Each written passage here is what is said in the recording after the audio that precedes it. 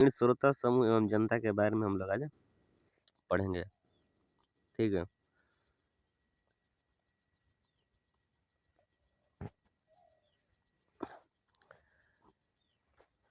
सामान्यतः मानव द्वारा दो प्रकार व्यवहार किए जाते हैं। मानव द्वारा दो प्रकार के व्यवहार किए जाते हैं। पहला है व्यक्तिगत व्यवहार, दूसरा है सामूहिक व्यवहार। पहला व्यक्तिगत व्यवहार है और दूसरा सामूहिक व्यवहार है। ठीक है। जब जब व्यक्ति बहुत से व्यक्तियों के साथ मिलकर अथवा एक दूसरे के अप्रत्यक्ष रूप से सहयोग देकर किसी समान और स्वतंत्र व्यवहार को प्रदर्शित करते हैं तो उसे ही सामूहिक व्यवहार करते हैं। देखिए बोल रहा है क्या है कि जब व्यक्ति बहुत से व्यक्तियों के साथ मिलकर अथवा एक दूसरे को अप्रत्यक्ष रूप से सहयोग देकर किसी समान और स्वतंत्र व्यवहार को प्रदर्शित करते हैं उसे ही सामूहिक व्यवहार करते हैं। सामूहिक व्यवहार के अभिव्यक्ति के रूप में भीड़ हो गया, श्रोता समूह हो गया तथा जनता का अध्ययन किया जाता है। सामूहिक व्यवहार में क्या किया जाता है? भीड़ का अध्ययन, श्रोता समूह के और जनता का अध्ययन किया जाता है। जहाँ पर अभी जो लोग हैं ना, व्यक्ति एक दूसरे से मिल करके किसी भीड़ में जाते हैं, ठीक, या किसी संगठन में जाते हैं या किसी समूह में जाते हैं, तो उनके साथ में जाने की जो क्रिया है और उनका जो वहाँ पर लक्ष्य है, जो कार्य है, उसके बारे में यानी कि प्रत्येक व्यक्ति के अध्ययन के बारे में हम लोग पढ़ते हैं और अध्ययन करते हैं। उसी को हम लोग सामूहिक व्यवहार के बारे में जानते हैं। भीड़ क्या है? आइए हम लोग पहले भीड़ को देखते हैं कि भीड़ क्या है। भीड़ ठीक है। भीड़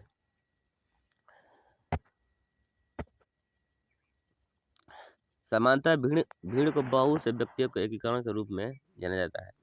बहुत से व्यक्तियों के एकीकरण के रूप में भीड़ को क्या किया जाता है? जाना जाता है। जहाँ बहुत से लोग रहते हैं एकजुट होकर के, उसी को हम लोग क्या कहते हैं? भीड़ कहते हैं। जैसे रेलवे स्टेशन पर भीड़, बाजार में भीड़, सड़कों पर भीड़ इत्यादि। रेलवे स्टेशन पर किसी एक गाड़ी के लिए बहुत सारे लोग जाते हैं, वहाँ भीड़ जमा हो जाता है, इकट्ठा हो जाता है। यानी कि यहाँ व्यक्तियों का एकीकरण हो जाता है कि हम मतलब फलाना गाड़ी पकड़ना है, फलाना गाड़ी पकड़ के जाना है, आना है। ठीक है। तो उस तरह से रेलवे स्टेशन पर भीड़, बाजार में सब्जी लेने गए तो मान लीजिए कोई सब्जी मार्केट में गया है, सब्जी मार्केट में भीड़ है, मछली लेने गया, मछली मार्केट में भीड़ है, कपड़ा ड्रेस लेने गया, वहाँ भीड़ है। तो इस तरह के भीड़ को हम लोग क्या कहते हैं? व्यक्तियों के जहाँ एकीकरण हो उसी को हम लोग क्या कहते हैं? भीड़ कहते हैं। ठीक है। आगे देखते हैं। मनोवैज्ञानिक रूप से भीड़ का अर्थ इससे बिल्कुल अलग है। किम्बल यंग जो है, हैंडबुक ऑफ सोशल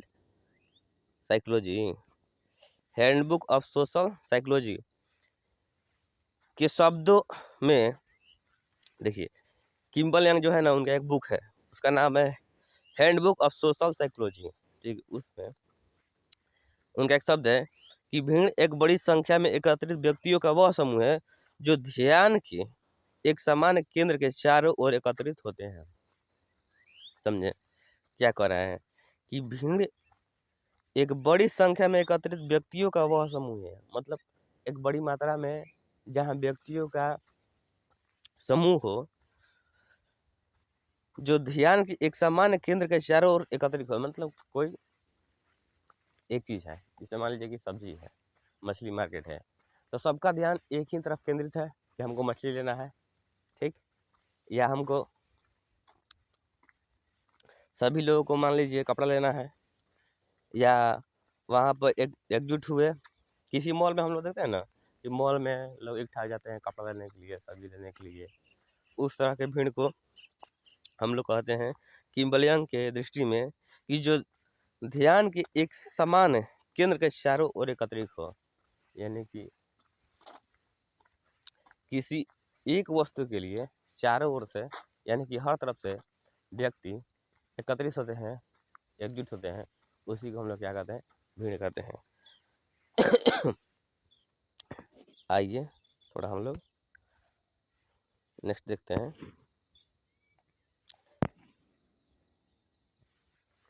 मैकाइवर और पेज कुछ बाह्य विशेषताओं के आधार पर भीड़ को परिभाषित तो कहते हैं कि भीड़ मनुष्यों का शारीरिक रूप से बना ऐसा संगठन है जिसमें एक दूसरे के साथ प्रत्यक्ष, अस्थायी और असंगठित संपर्क पाया जाता है। ठीक है, किस तरह पाया जाता है? तो उन्होंने कहा है कि भीड़ मनुष्यों का शारीरिक रूप से बना एक ऐसा संगठन है जिसमें एक दूसरे के साथ प्रत्यक्ष, अस्थायी और असंगठित संपर्क पाया जाता है। यानी कि जो भीड़ में लोग रहते हैं वे एक दूसरे के साथ प्रत्यक्ष यानी कि आमने सामने तो रहते हैं, लेकिन अस्थायी, असंगठित संपर्क उनमें पाया जाता है। अस्थायी मतलब कोई कहीं से भी आता है, ठीक, भीड़ में एकत्रित हो जाता है।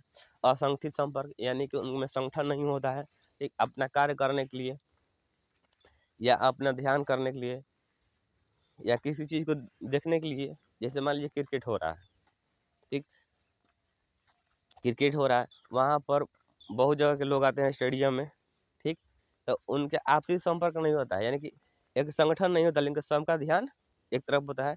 अगर ध्यान केंद्रित कहेगा तो किम्बल यंग, अगर असंगठित और अस्थायी कहेगा तो मैकाइवर और पेज। तो मैकाइवर और पेज ने इस तरीका से भीड़ के परिभाषा दिया है कि भीड़ मनुष्यों का शारीरिक रूप से बना एक ऐसा संगठन है जिसमें एक दूसरे के साथ प्रत्यक्ष, अस्थायी और असंगठित संपर्क पाया जाता है। मैकाइवर की इस परिभाषा से भीड़ की 4 विशेषताएं प्रकट होती है। तो कौन कौन सी होती है, थोड़ा हम लोग नीचे देख लेते हैं। तो 4 प्रकार दिए हैं। शारीरिक समीपता, आमने सामने की प्रत्यक्ष संबंध, अस्थायी प्रकृति और असंगठित समूह। यानी कि 4 प्रकार दिए हैं। कौन कौन, फिर से हम लोग दोहरा देते हैं। शारीरिक समीपता, आमने सामने का प्रत्यक्ष संबंध, अस्थायी प्रकृति और असंगठित समूह।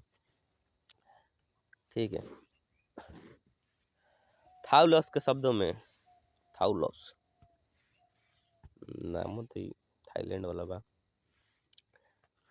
थाउलस के शब्दों में भीड़ एक अस्थिर,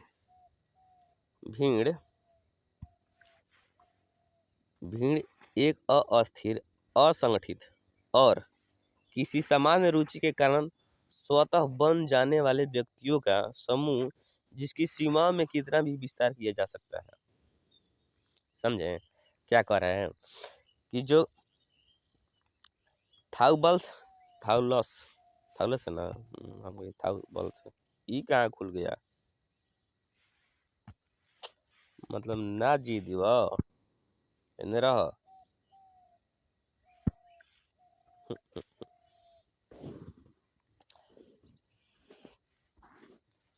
पहली बार है इसलिए थोड़ा हमको डिस्टर्ब कर रहा है। ठीक है, देखिए फिर से ये विषय वस्तु पर हम लोग आते हैं। भीड़ एक अस्थिर, जो अस्थिर नहीं है, असंगठित, जो संगठित नहीं है, किसी सामान्य रुचि का स्वतः बन जाते हैं। किसी सामान्य रुचि, जैसे मान लीजिए कहीं दुर्घटना हो गया, ठीक, वहाँ पर लोग जो है कहीं कहीं से आ जाते हैं, अस्थिर रहते हैं, असंगठित रहते हैं, यानी किसी से मतलब नहीं रहता है। कोई नहीं जानता है कि यह घटना क्यों हुआ है, कैसे हुआ है, लेकिन वहाँ लोग जुट जाते हैं। वहाँ संगठन है लेकिन एक दूसरे से संगठित नहीं है, मतलब किसी खास उद्देश्य के लिए नहीं गए हैं। और किसी सामान्य रुचि के कारण, यानी कि वहाँ दुर्घटना देखने के लिए लोग सबतः वहाँ भीड़ इकट्ठा कर देते हैं, यानी कि वहाँ जुड़ जाते हैं। तो वहीं कह रहा है कि किसी सामान्य रुचि के कारण स्वतः बन जाते हैं, बन जाने वाले व्यक्तियों का समूह है जिसकी सीमाओं में कितना ही विस्तार किया जा सकता है। यानी कि वहाँ लोग जुड़ते जाएंगे, उनके सीमाओं का कोई विस्तार नहीं है। जितना आएंगे उतना देखते चलते जाएंगे। ठीक है, जिस तरह से स्टेडियम में होता है एक लिमिटेड, कहीं कहीं लिमिटेड होता है, लेकिन फिर भी लोग बाहर से देख लेते हैं कि नहीं क्रिकेट हो रहा है, देखना है, फुटबॉल हो रहा है, हॉकी हो रहा है, मतलब हर तरह के वैसा जगह स्थान जहाँ पर लोग विस्तार होते चले जाते हैं। ठीक है, उसी को हम लोग थाउबल्स की शब्दों में कहते हैं कि अस्थिर, असंगठित और किसी समान रुचि कारण स्वतः बन जाने वाले व्यक्तियों का समूह जिसकी जिसकी सीमा में कितना विस्तार किया जा सकता है। अब ये विशेषता बताते हैं, थोड़ा हम लोग इनके विशेषता को देख लेते हैं।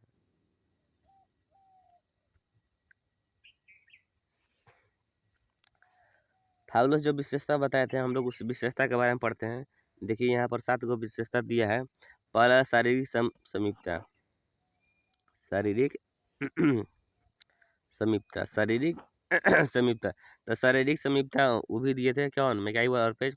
अस्थायी प्रकृति इनमें होती है, सीमित आकार और क्षेत्र होता है, असंगठित होते हैं, ध्यान का समान केंद्र होता है, सीधा संपर्क होता है, समानता होता है।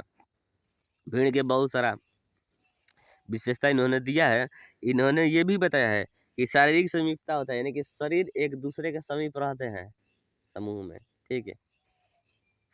अस्थायी प्रकृति होती है, लोग कहीं कहीं से आ जाते हैं, ठीक, कहीं कहीं से आ जाते हैं, एक जगह स्थिर हो जाते हैं, वहाँ भीड़ लग जाता है, ठीक। सीमित आकार और क्षेत्र, कोई कोई ऐसा जगह होता है जहाँ सीमित ही आकार होता है, वहाँ अदर व्यक्तियों का आना जाना माना रहता है। इसे मान लीजिए कि कोई सम्मेलन हो गया, समारोह हो गया, ठीक है, उसमें लिमिटेड होता है कि इतना ही व्यक्ति आएंगे, फिक्स होता है। तो उस बारे में इन्होंने सीमित आकार और क्षेत्र के बारे में कहा है। असंगठित होता है, ठीक है, यानी कि कुछ भीड़ असंगठित होता है। ध्यान का सामान्य केंद्र होता है। ध्यान के सामान्य केंद्र किसने कहा था, पता है, ध्यान रखिएगा। सीधा संपर्क, समानता। तो 7 को इन्होंने दिया है, कौन दिया है, ठीक है। पहला कौन सा है, शरीर समीपता, दूसरा है अस्थायी प्रकृति, सीमित आकार एवं क्षेत्र, असंगठित, ध्यान का सामान्य केंद्र, सीधा संपर्क और समानता। चलिए हम लोग थोड़ा और देखते हैं, और भी दिए हैं जी। 7 के बाद में 8वां है, अत्यधिक संदेशग्राही संकेतग्राही। अत्यधिक संदेशग्राही और संकेतग्राही भी होते हैं, समझ रहे हैं क्या कर रहे हैं कि अत्यधिक संदेशग्राही यानी कि संदेश देने वाले, संकेतग्राही यानी कि संकेत देने वाले। तो बहुत सारे भीड़ का जो विशेषता है, तो इस तरह का तरीका से है कि कोई संदेश देके बताता है कि नहीं यहाँ ये चीज़ हुआ है, तो लोग वहाँ जाके एकजुट हो जाते हैं, ठीक है। किसी पार्टी में, सम्मेलन में, सभा में बहुत सारे लोगों को पता नहीं रहता, तो उनको संदेश दिया जाता है, संकेत किया जाता है कि नहीं आप वहाँ जाइए, ये चीज़ हो रहा है, तो लोग वहाँ जाकर एकजुट होते हैं। स्वतः निर्माण, ये कोई बनी बनाई योजना नहीं है, स्वतः निर्माण हो जाता है। भीड़ का के जो कार्य है ना, स्वतः निर्माण। जैसे मान लीजिए कि कोई गाड़ी है, ट्रेन आने वाली है, तो उसके लिए टाइम फिक्स है, आपको पता है कि नहीं फलाना गाड़ी फलाना जगह से इतना टाइम से खुलेगी, तो आप क्या करते हैं, उसके लिए स्वतः चले जाते हैं कि नहीं हमको ये गाड़ी पकड़ना है, जाना है, आना है। या मतलब इसी तरीके से सोचिए, बहुत सारा ऐसा कार्य है कि जो आप स्वतः कर देते हैं, ठीक, और वहाँ जाके जुट जाते हैं। वहाँ आप जाके देखते हैं कि अरे बहुत भीड़ है, आज क्या बात है। तो उसी बारे में ये बोल रहे हैं कि स्वतः निर्माण हो जाता है। सामूहिक शक्ति की अनुभूति होती है। अगर मान लीजिए कोई डरता है, ठीक, कोई डरता है और भीड़ में चल जाता है, तो उनको लगता है कि नहीं यहाँ कुछ भी होने से पहले अगला सोचेगा कि नहीं यहाँ समूह है, भीड़ है, मेरे साथ कुछ गलत नहीं होगा। तो सामूहिक शक्ति की अनुभूति के बारे में भी कौन का है, कौन था, इस विशेषता के बारे में कहा है, कौन का है, हम नाम भूल गए, देख लेते हैं एक बार। थाउलस है, ये थाउलस बताते हैं, ठीक है। इनका नाम हम लोग फिर से पढ़ते हैं, थाउलस, थाउलस। चलिए हो गया, अब हम लोग नेक्स्ट देखते हैं। थाउलस बाबू ये नहीं अब चलिए अब हम लोग पढ़ते हैं भीड़ के प्रकार। भीड़ के प्रकार में मैकाइवर और पेज ने क्या कहा है, मोबाइल थोड़ा बहुत हमारा हिलता है, कहे कि हम चलते चलते पढ़ावता नहीं, ठीक बा। मैकाइवर और पेज, रुचि या हित के आधार पर भीड़ दो प्रकार के होते हैं, ठीक है। रुचि और हित के आधार पे, रुचि और हित के आधार पर भीड़ दो प्रकार के हैं। रुचि भगव रुचि या हित के आधार पर भीड़ को दो भागों में विभाजित किया है। जैसे सामान्य हित वाली भीड़, सामान्य हित वाली भीड़ जैसे अर्थात एक ही कारण से एकत्रित भीड़, जैसे आग लगने पर लोगों की भीड़, गाड़ी आने पर प्लेटफॉर्म पर भीड़, सामान्य हित वाली भीड़ है। ठीक है, यानी कि एक ही काम को करने वाली जो भीड़ है ना, उसी को हम लोग कहते हैं समान हित वाली भीड़। मतलब एक ही कारण के वजह से सारे लोग एकत्रित हैं, वहाँ कोई दूसरा कारण नहीं है। जैसे कि आग लगता है तो सब लोग वहाँ पर भीड़ जो इकट्ठा होता है, या तो आग बुझाने के लिए होता है या देखने के लिए होता है। कारण एक ही है, आग लगना। और गाड़ी आने वाले प्लेटफार्म पर जो भीड़ होता है, तो वहाँ पर कारण एक ही है कि गाड़ी पकड़ना है और गाड़ी से कहीं जाना है या आना है। ठीक, मैकाइवर ने एवं पिज समान हित वाली भीड़ को भी दो भागों में बांटे हैं। देखिए, समान हित वाली भीड़ भी दो भाग में है। पहला बात है कि भीड़ के जो दो प्रकार दिए हैं मैकाइवर और पेज, तो पहला उनमें दिए हैं कि समान हित वाली भीड़। समान हित वाली भीड़ में एक ही कारण होता है। ठीक, और समान हित वाली भीड़ में भी दो कारण है। आइए हम लोग उस दो कारणों के बारे में भी जानेंगे। ठीक है, दो कारण कौन कौन सी है देखिए। पहला है केंद्रित भीड़ और दूसरा है अकेंद्रित भीड़। पहला है केंद्रित भीड़ और दूसरा है अकेंद्रित भीड़। पहला केंद्रित भीड़, दूसरा अकेंद्रित भीड़। चलिए हम लोग केंद्रित भीड़ के बारे में पढ़ते हैं। इसे मैं का हिल जाता ना, काम गड़बड़ा जाता। इसे मैं काइवर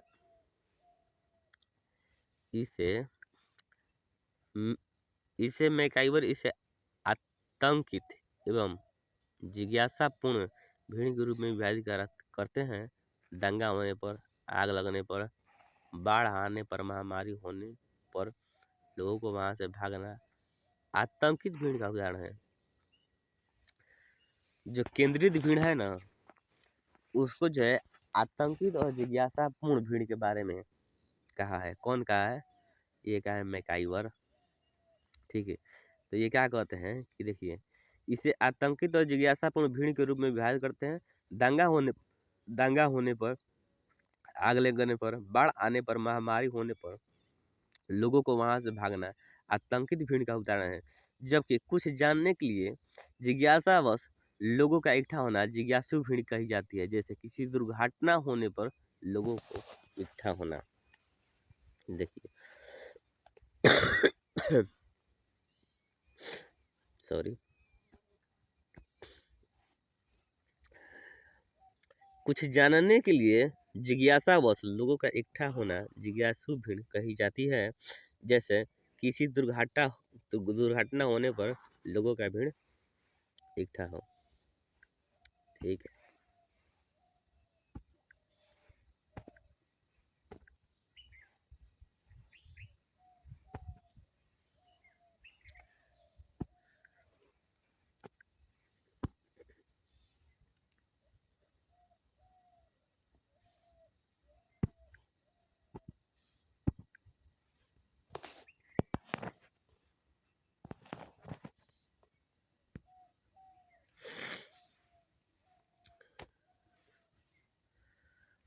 हम्म, हम्म,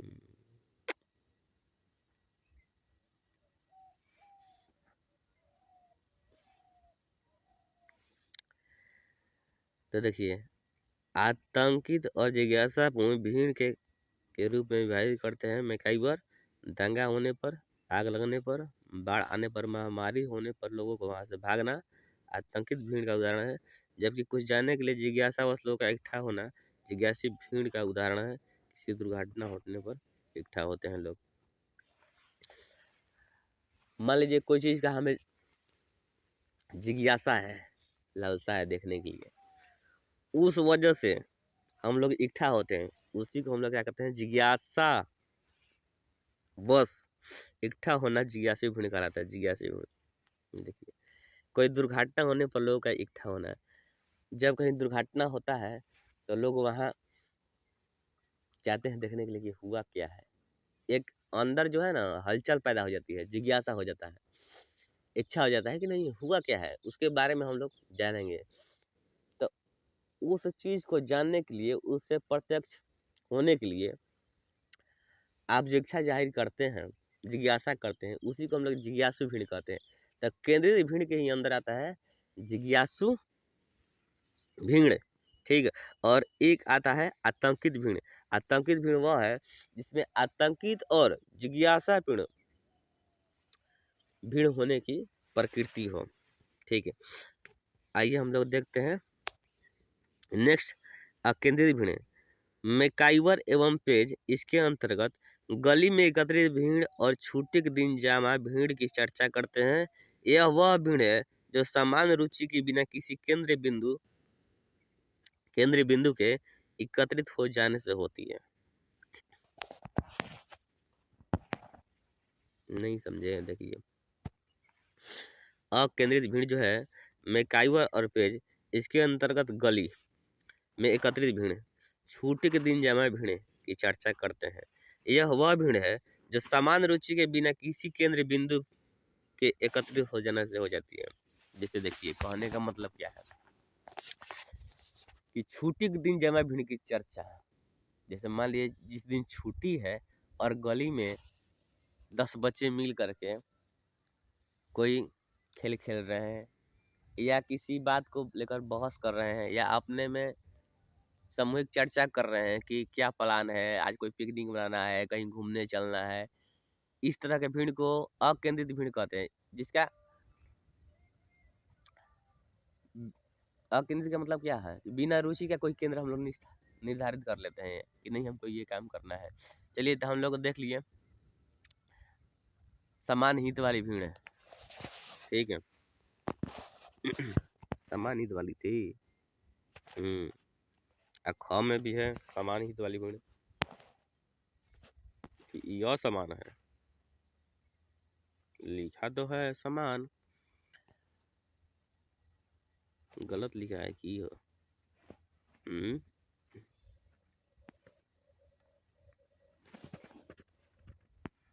दोनों सामान्य भीड़ लिखे। देखिए ख में है ना, ख में लिखा है समान हित वाली भीड़, आप लोग देख सकते हैं, ठीक। और क में भी लिखा है, क में भी लिखा है समान हित वाली भीड़, कन्फ्यूज कर दिया।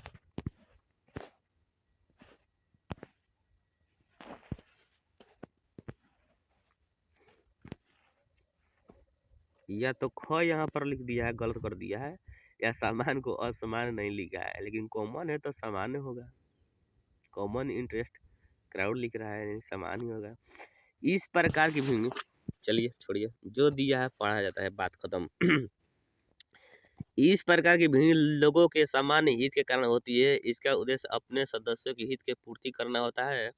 आंदोलनकारी इसका सर्वश्रेष्ठ उदाहरण है। यह भीड़ अपेक्षाकृत अधिक हिंसक एवं क्रांतिकारी होती है। इसके अंतर्गत भीड़ के इकट्ठा होना अपनी मांगों को मनवाने के लिए है। नोट, उपयुक्त वर्गीकरण पूर्णतः एक दूसरे से पृथक नहीं है, बल्कि किसी भी आवश्यकता अनुसार एक दूसरे से परिवर्तित हो जा सकती है।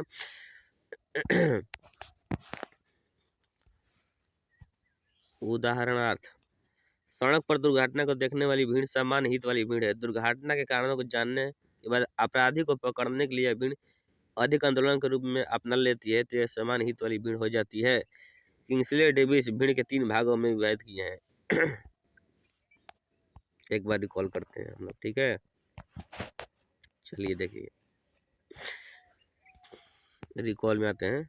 मैकाइवर और पेज रुचि और हित के आधार पर 2 भागों में बांटे हैं। समान हित वाली भीड़, इसमें कहते हैं कि आग लगाने पर लोगों की भीड़, गाड़ी आने पर प्लेटफॉर्म पर भीड़, ठीक। और मैकाइवर और पेज समान हित वाली भीड़ में भी 2 भाग बांटे हैं, केंद्रित और अकेंद्रित, ठीक। तो हम लोग केंद्रित में क्या देखे हैं, तो केंद्रित में हम लोग देखे हैं, मुख्य बिंदु हम लोग देख जाते हैं। केंद्रित भीड़ में क्या है, मैकाइवर इसे आतंकित और जिज्ञासी भीड़ कहते हैं, ठीक है। जिज्ञासावश लोगों को इकट्ठा होना जिज्ञासु भीड़ कहलाता है। और दंगा होने पर, आग लगने पर या बाढ़ आने पर महामारी से भागने वाले लोगों को जो भीड़ है आतंकित भीड़ का उदाहरण बताते हैं। ठीक है। उसके बाद आ जाता है अकेंद्रित भीड़। अकेंद्रित भीड़ में हम देते हैं मैकआइवर और पेज। इसके अंतर्गत गली में एकत्रित भीड़ या छूटे की जमा भीड़ की चर्चा करते हैं। यह वह भीड़ होती है जो सामान्य रुचि के बिना यानी कि कोई रुचि नहीं है फिर भी किसी केंद्र बिंदु में एकत्रित हो जाने से हो जाती है, उसी को हम लोग क्या कहते हैं, अकेंद्रित भीड़। इसके बाद हम लोग सामान्य हित वाली भीड़, फिर से बोल रहा है उसको हम लोग देते हैं। इस प्रकार की भीड़ लोगों के समान हित के कारण होती है। इसका उद्देश्य अपने सदस्यों के हितों को पूर्ति करना होता है। आंदोलनकारी इसका सर्वश्रेष्ठ उदाहरण है। यह भीड़ अपेक्षाकृत अधिक हिंसक एवं क्रांतिकारी होता है। इसके अंतर्गत भीड़ का इकट्ठा होना अपनी मांगों को मनवाने के लिए होता है। नोट में देखिए क्या कह रहा है नोट में कह रहा है कि ऊपरी चलिए उपयुक्त वर्गीकरण पूर्णतः एक दूसरे से पृथक नहीं है बल्कि किसी भी आवश्यकता अनुसार एक दूसरे से परिवर्तित हो सकते हैं। उदाहरणार्थ सड़क पर दुर्घटना को देखने वाली भीड़ सामान्य हित वाली भीड़ है। दुर्घटना के कारणों को जानने के बाद अपराधी को पकड़ने के लिए यह भीड़ अधिक आंदोलन के रूप में अपना लेती है, आंदोलन का रूप अपना लेती है। यह सामान्य हित वाली भीड़ होती है। और किंग्सले डेविस भीड़ को भी 3 भागों, मैकआइवर पे 2 भागों में बांटे हैं, लेकिन किंग्सले डेविस 3 भागों में बांटे हैं। आइए हम लोग पढ़ रहे हैं किंग्सले डेविस क्या कह रहे हैं तो किंग्सले डेविस 3 भागों में व्यक्त किया है। भीड़ सामाजिक संरचना से संबंधित भीड़, औपचारिक श्रोता संघ। सामाजिक संरचना से संबंधित भीड़ औपचारिक श्रोता संघ वाली भीड़ है। किंग्सले डेविस ने कहा है अनौपचारिक श्रोता संघ। दूसरा है नियोजित अभिव्यंजनशील भीड़, आकस्मिक भीड़, असुविधाजनक जमघट, आतंकित भीड़, दर्शक भीड़, अवैधानिक भीड़, क्रियाशील भीड़, अनैतिक भीड़ और अनैतिक भीड़। ठीक है, चलिए हम लोग इसको पढ़ते हैं तब समझ में आएगा। बहुत भीड़ के बारे में बता दिया। अनौपचारिक श्रोता भीड़ क्या है, इसके बारे में हम लोग पढ़ते हैं। तो मनोरंजन अथवा खेल से संबंधित श्रोता समूह अथवा धार्मिक पर्व पर एकत्रित व्यक्ति इस प्रकार की भीड़ का उदाहरण है। देखिए अनौपचारिक श्रोता संघ भीड़ क्या है, तो अनौपचारिक श्रोता संघ भीड़ वह है कि जो मनोरंजन अथवा खेल से संबंधित श्रोता समूह धार्मिक पर्व पर एकत्रित व्यक्ति इस प्रकार की भीड़ के उदाहरण है। इन व्यक्तियों का ध्यान एक समान तथ्य पर केंद्रित होता है और इनके उद्देश्य भी समान होते हैं, लेकिन अपनी प्रकृति से निष्क्रिय होते हैं, अर्थात एक ही उपस्थिति एक दूसरे को बहुत कम प्रभावित करती है।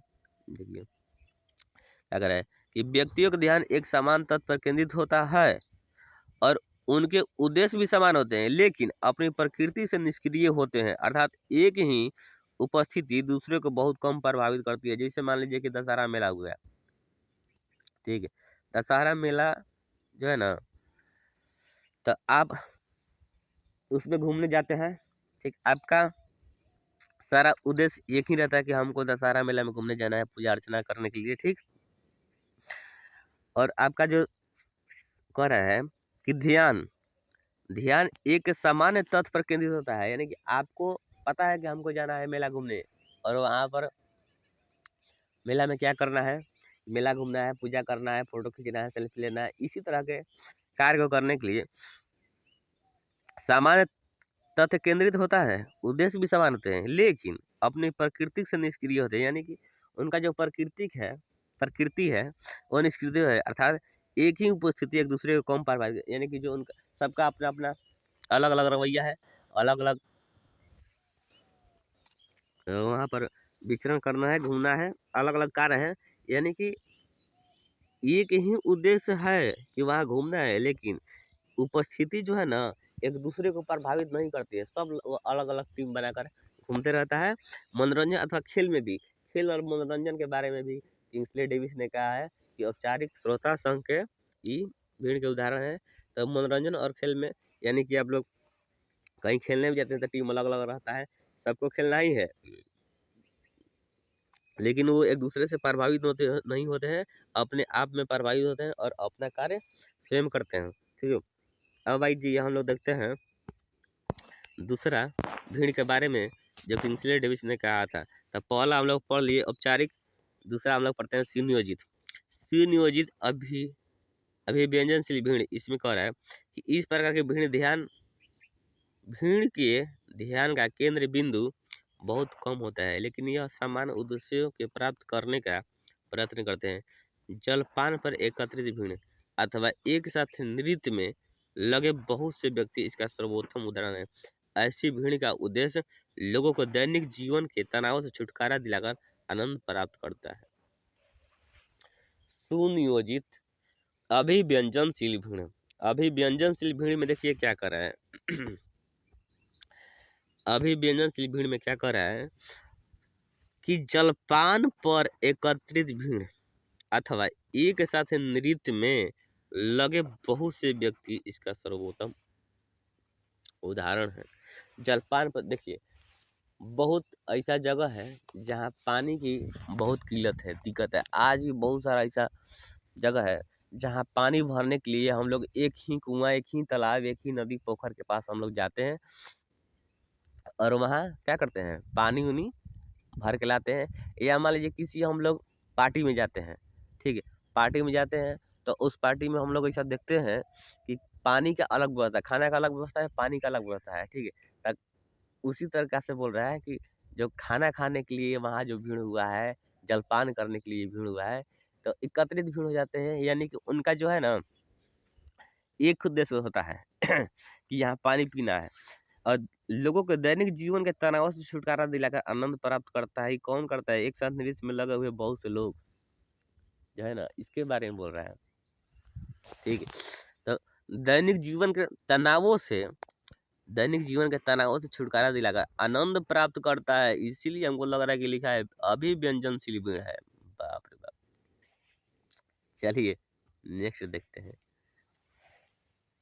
हमारा कलम भाग गया।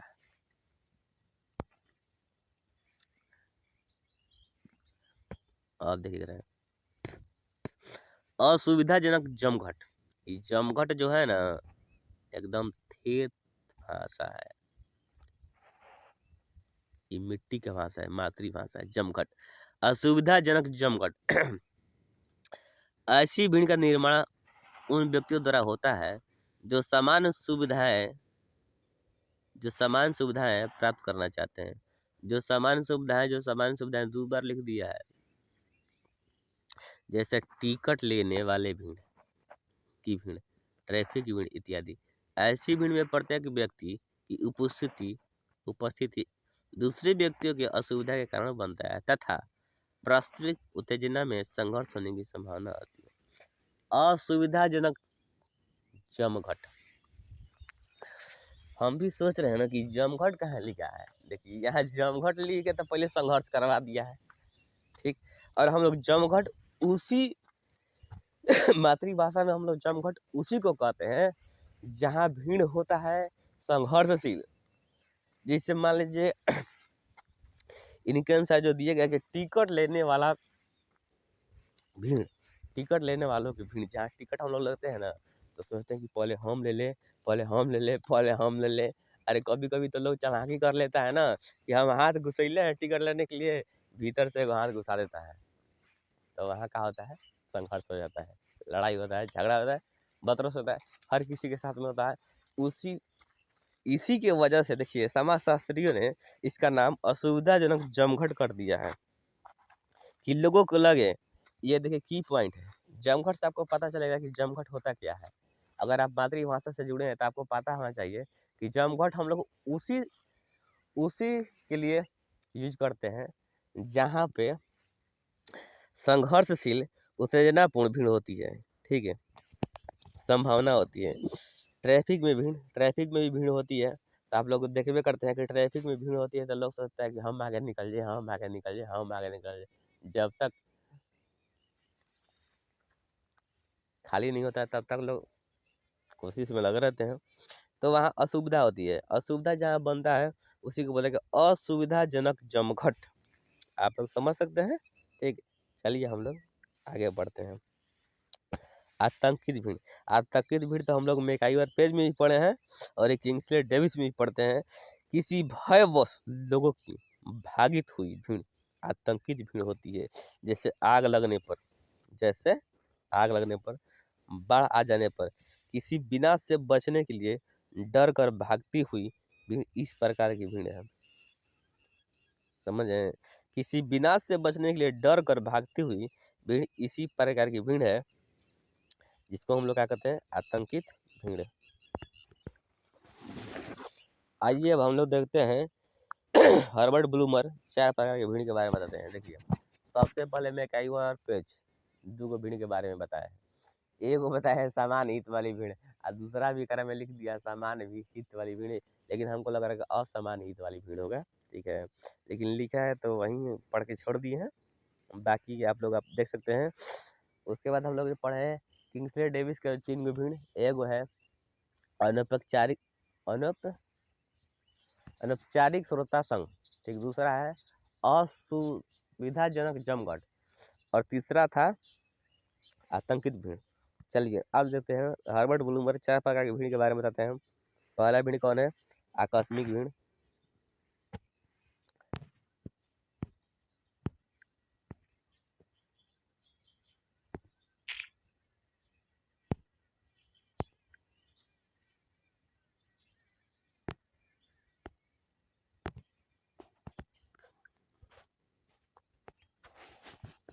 चलिए, हर्बर्ट ब्लूमर 4 प्रकार के भीड़ बताया है। एक तो मैकआइवर पे 2 प्रकार के, किंग्सले डेविस 3 प्रकार के, हर्बर्ट ब्लूमर 4 प्रकार के। 4 प्रकार हम लोग देख लेते हैं कौन कौन से भीड़ है। तो पहला है आकस्मिक भीड़, दूसरा है परंपरागत भीड़, और तीसरा है क्रियाशील भीड़, और चौथा है अभियोजन भीड़। ठीक, फिर से हम लोग सबका नाम पढ़ लेते हैं। हर्बर्ट ब्लूमर के 4 गो भीड़ है। आकस्मिक भीड़, परंपरागत भीड़, क्रियाशील भीड़, अभियोजन भीड़। ठीक, इंग्लिश भी दिया है, इंग्लिश भी पढ़ लेगा हम थोड़ा सा। इंग्लिश तो ऐसे नहीं है तो, लेकिन देखते हैं। Casual crowd, traditional traditional crowd, acting crowd, expressing crowd. English में तो पढ़ने में मजा है। Casual crowd, traditional crowd, acting crowd, experience crowd.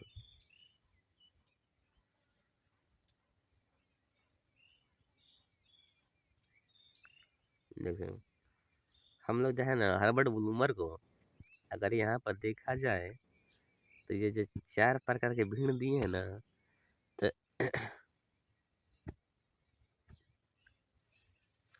Herbert bloomer जो 4 प्रकार के भीड़ दिए हैं, एक है casual crowd, traditional crowd, acting crowd, एक एक्सपीरियंस। ये कौन सा था? अभिव्यंजन ना, छोड़िए। वो ट्रिक मिर्क लगाने के चक्कर में ना हमारा मोबाइल जो है घबरा रहा है। ठीक है, तो हम जैसे है वैसे पढ़ा रहे हैं, बात खत्म। आप पढ़ रहे हैं।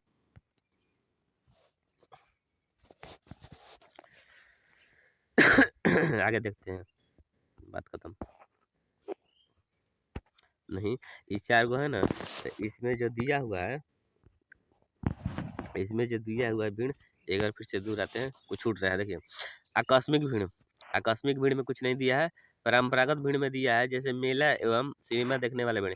क्रियाशील भीड़ में दिया है दंगा, आग लगने वाला भीड़। अभियोजन भीड़ में दिया है, नीचे दे दिया है। चलिए, अभियोजन भीड़, अभियोजन भीड़ में हम पढ़ते हैं कि इस प्रकार की भीड़ अपने निवेशों अनुश्रुतियों को प्रकट करने के लिए होती है। एक साथ हंसती हुई रोती हुई, शोर मचाती हुई प्रार्थना करती हुई भीड़ है। एक साथ हंसती हुई रोती हुई, शोर मचाती हुई प्रार्थना करती हुई भीड़ अभियोजन भीड़ है। देखिए, इस प्रकार की भीड़ अपने निवेशों एवं अनुश्रुतियों को प्रकट करने के लिए होती है। एक साथ हंसती हुई, रोती हुई, शोर मचाती हुई, प्रार्थना करती हुई भीड़ के संबंध में तो आप लोग याद कर लिए ना, हंसती हुई, रोती हुई, शोर मचाती हुई, प्रार्थना करती हुई भीड़ अभियोजन भीड़ है। ये हर्बर्ट ब्लूमर दिए हैं। इसका चौथा भीड़ का नाम है अभियोजन भीड़। ठीक, भीड़ के संबंध में विज्ञानों द्वारा यह मत लगाने का प्रयास किया गया है कि कोई व्यक्ति इसमें अटपटा व्यवहार क्यों करता है, इसी के सिद्धांत के नाम से, इसी को सिद्धांत के नाम से जाना जाता है। जैसे समूहमन सिद्धांत, समूहमन सिद्धांत, समूहमन सिद्धांत। अटपटा तो लगता हम पढ़ावत है। Tin tin tin. चलिए। समूहमन सिद्धांत मैथड्यूअल एवं लीबा जुड़े हैं इससे, ठीक है। तो समूहमन सिद्धांत जो है ना, उसमें कौन जुड़े हैं, मैथड्यूगल, मैथड्यूगल और लीबा, मैथड्यूगल और लीबा। यह सिद्धांत बताता है कि भीड़ में किसी एक व्यक्ति का कोई पृथक अस्तित्व नहीं होता, बल्कि प्रत्येक व्यक्ति से एक सामूहिक चेतना का निर्माण होता है और व्यक्ति इन्हीं सामूहिक चेतना से संचालित होता है। देखिए, मैथड्यूगल और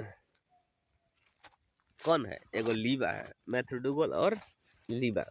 तो मैथड्यूगल और लीबा जो है बताते हैं कि भीड़ में किसी एक व्यक्ति का कोई पृथक अस्तित्व नहीं होता है, कोई अलग अस्तित्व नहीं होता है, बल्कि प्रत्येक व्यक्ति से एक सामाजिक चेतना का निर्माण होता है। यानी कि प्रत्येक व्यक्ति के मिला करके ही एक चेतना का निर्माण होता है, कोई अलग से पृथक व्यक्ति का अस्तित्व नहीं होता है, और व्यक्ति इन्हीं सामूहिक चेतना से संचालित होता है, ठीक है।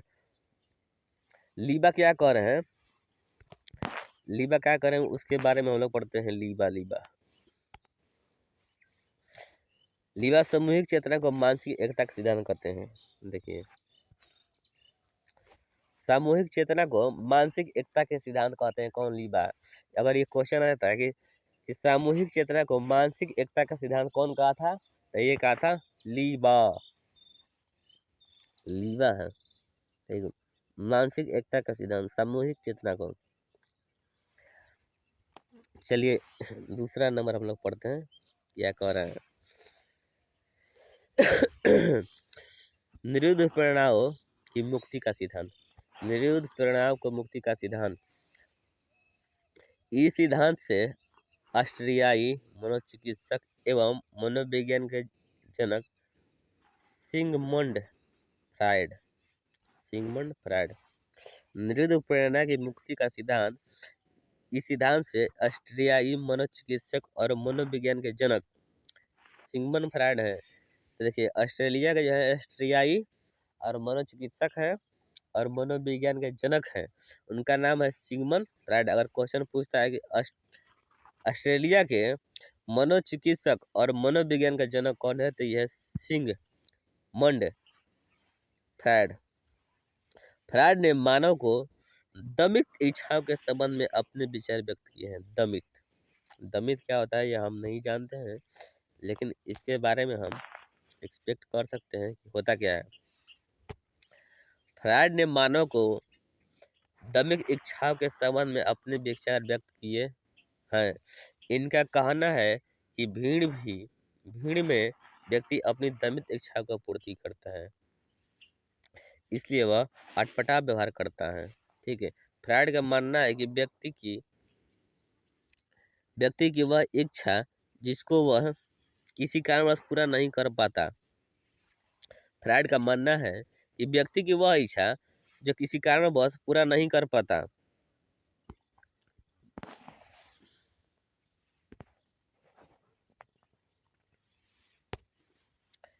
इच्छा कारणवश पूरा नहीं कर पाता, तो वह इच्छा समाप्त नहीं होती बल्कि दब जाती है। ओ, दब जाती है, उसी को बोल रहा है दमित, जिसे दमित इच्छा कहा जाता है।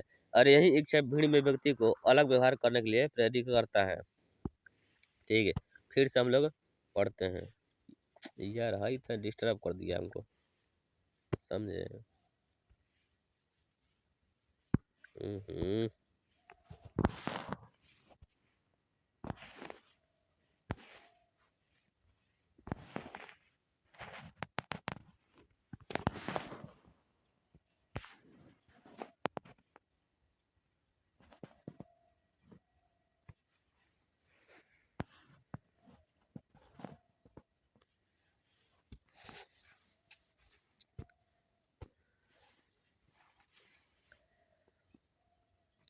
ऑस्ट्रियाई मनोचिकित्सक और मनोविज्ञान के जनक सिगमंड फ्रायड जुड़े हैं।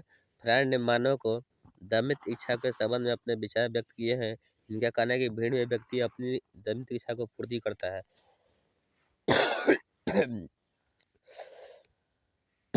दमित मतलब जो दमित इच्छा है उसको पूर्ति करता है, इसलिए वह अटपटा व्यवहार करता है। फ्रायड का मानना है कि व्यक्ति की वह इच्छा जिसको वह किसी कारणवश पूरा नहीं कर पाता, वह इच्छा समाप्त नहीं होती है बल्कि दब जाती है, और इसे दमित इच्छा कहा जाता है।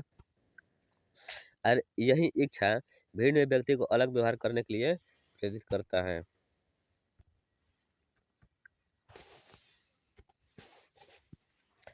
फ्रायड मन की 3 अवस्था बताते हैं।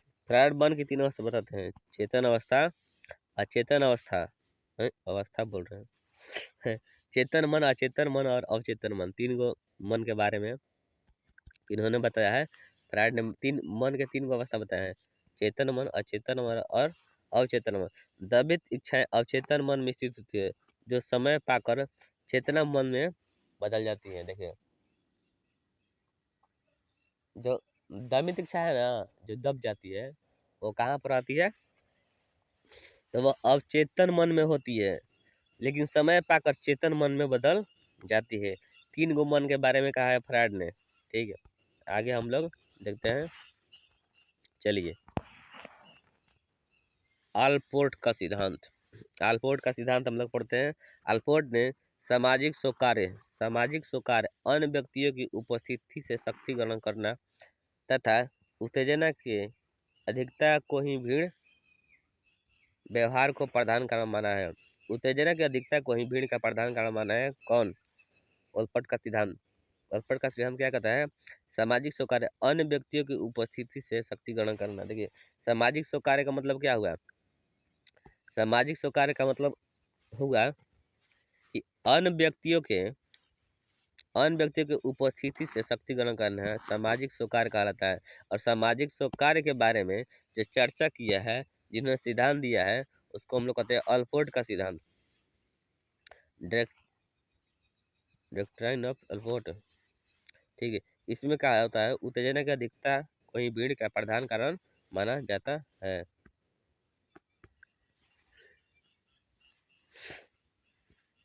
तो सामाजिक स्वीकार आप लोग समझ गए हैं। सामाजिक स्वीकार उसी को कहते हैं अन्य व्यक्ति की उपस्थिति से शक्ति ग्रहण करना।